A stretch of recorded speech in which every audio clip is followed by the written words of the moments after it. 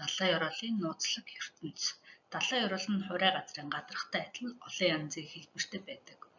Урт үргэлжилсэн уул нурууд, өргөн тал хүндийд, гүн, хонхор, хотгор бүгд бий. Далайн ёроолыг их газрын зах, далайн ёроол, далайн гол нурууд гэж ангилдаг. Их газрын зах буюу шилп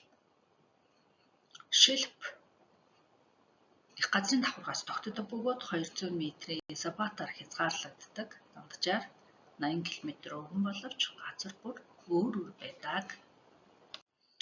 Шилп нь эдийн засгийн болоод улс төрийн ач холбогдолтой хэсэг юм.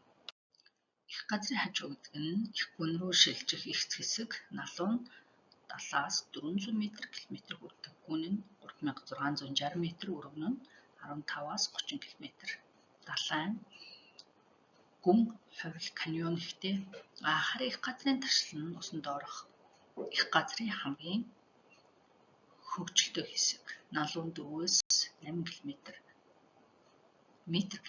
өргөн нь хэдэн зуун км хүрдэг. Их газрын хажуугаас зөв дээрсээ Ордос чулуулгын хоримтлалаас үүссэн тал юм.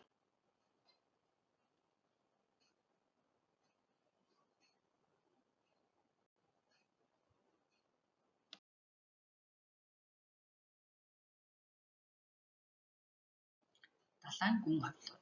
Далайн ёроолын хамгийн гүн хэсэг бөгөөд урт нарийн тектоник хавтангийн хил дээр үүсдэг. Номхон далайд Марианы, Тонгийн, Алеутийн, Филиппиний, Курил Камчаткийн хонхрууд байдаг бол Атлантын далайд Пуэрто-Рико, өмнөд Сэндвичийн хонхрууд, энэтхэгийн далайд Явын хонхор бий.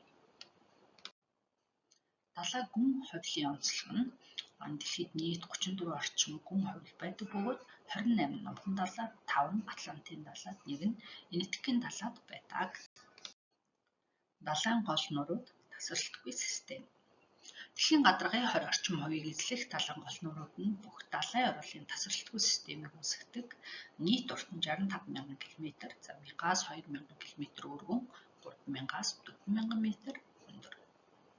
Атлантын далайн гол нур нь хамгийн том уулсын систем. Эс хэлбэртэй энэ нур нь Исландаас Тристан да Кони хүртэл үргэлжилдэг. Хэр дагууд газар хөдлөлт байнга болж магмын урсгалаар далайн ёроол шинээр үүсэж байдаг. Хурдас чулуулга хэр орчимдоо хамгийн залуу